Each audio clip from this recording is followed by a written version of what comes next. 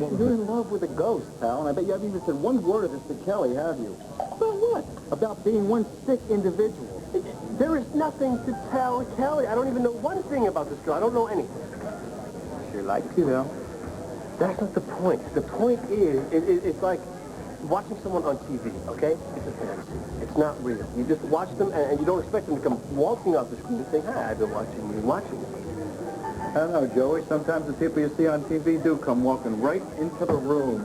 Kevin Buchanan, Chad Martin, the host of The Cutting Edge. Joey, this is Pine Valley's answer to Mike Wallace, Oprah, and George Clooney all rolled into one. What can I say? It's a living, you know? Good to see you. How the hell are you? Man, I'm doing fine. So, brings you to Llanview.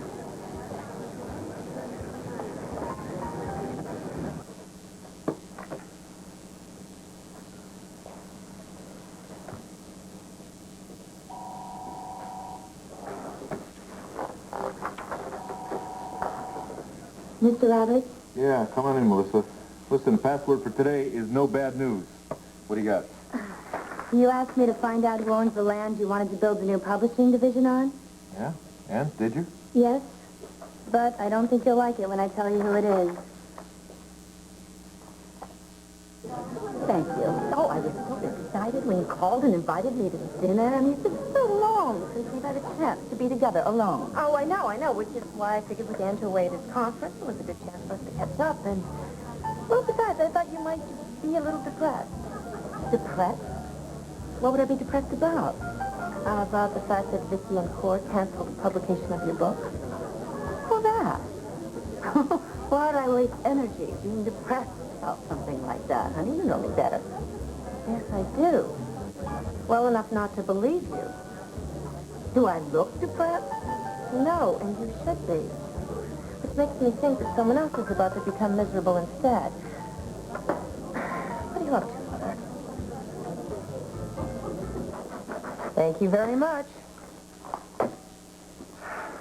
My father's locked up in a rubber room, and not one judge is free until after the 4th of July. I'll keep trying, Bob. You know, this Mountain View is like a nightmare. It's worse than that. And the family can't even get in to see him. Alex made sure of that. They took him out of his house in a straitjacket, honey. We have really, really good ground. And we just have to wait a couple of days until the holidays are over. Well, sure. Yeah, I'll just put it out of my mind for about a week. That's easy enough, right? I know. Look, Hank's on his way over. We'll bring Rachel back from the hospital. She'll be here with us, so that'll be a distraction, you know. Good news. Good news is always great. Yeah, well, Rachel's got a long road ahead of her, you know. Drug withdrawals are really tough, but she's going to be here with us. That's good news. Her favorite recipe? My grandmother's poppy seed cookies. The only thing I ever learned how to cook. Bake. Whatever. Oh, that's Hank. I'll take care of the cookies, and you get Hank in here. Really? Just set the timer and put the second batch in? You got it. Thank you. Don't forget to set the timer. Got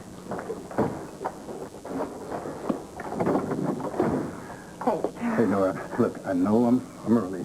Are you ready? This thing I got at home. I've sent all I could for now. I'll get more out of him soon. Just give it time. Yeah, I know. Look, I know. I've been trying, you know. Rachel's had all kinds of problems. I'm doing my best. I can't help it. I haven't heard you make any suggestions on how to deal with this whole thing. True? The door was... Listen, I can't get into this right now. I got company. Yeah. All right. The door was unlocked. Very good night. Rachel? I'm so glad you're here. I needed to talk to someone, and not everyone understands. You're all I've got.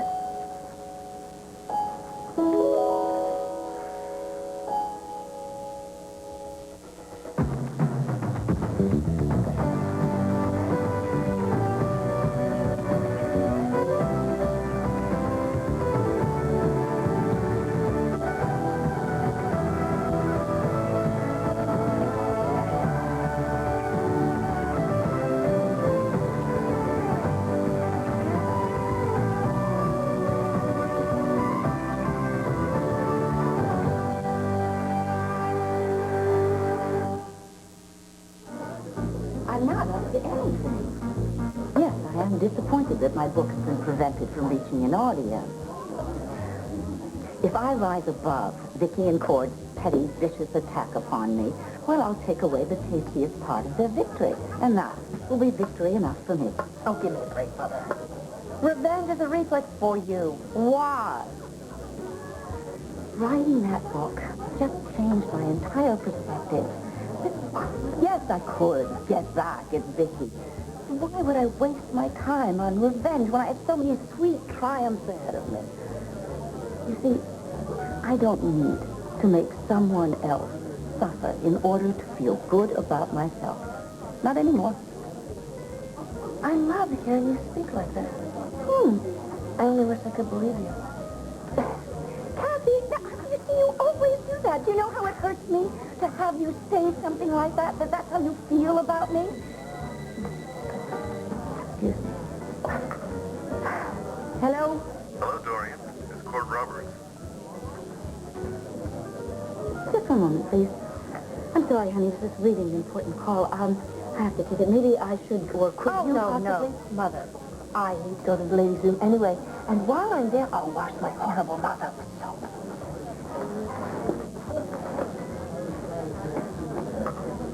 Well, you've got a lot of nerve calling me. This is business, Dorian. I have a proposal here that I thought you might want to hear. If we could work this out, it would be mutually beneficial. You stand to gain quite a lot, Dorian. I'm at the country club. You'll have 3 minutes. Well, that's the problem. I'm here at my office, and I'm a little swamped. I was wondering if you could come here, and if we could work this out. I will definitely make it worth your while. You can consider it a professional courtesy. All right, I'll come right over. But don't keep me waiting. I'm not in the mood. Right on time. So you're the Pitbull's younger brother, huh? The Pitbull? Yeah, Pitbull with a laptop. That was what they were calling you, wasn't it? See, Joey, I had the distinct pleasure of meeting your brother a couple months ago up in New York at a journalist convention. And there was this speaker was a little squishy, and he didn't want to let her off the hook. Rumor has it that he was so busy firing questions at her, he actually dogged her into the ladies' room. No kidding. Yeah, well, rumor has it. Anyway, I owe you one. You gave me an idea for one of our best shows about obsessive workaholics. You catch that show last week, Howard? No. I've been busy. I taped it. But this guy here is becoming a romantic obsessive. So if you ever do a show about nice young gentlemen seeing visions of naked wood nymphs, he's your man. It probably runs in the family. Kind of a genetic thing, the family curse. Yeah. Hey, you think there's an hour in that? Definitely not. Okay.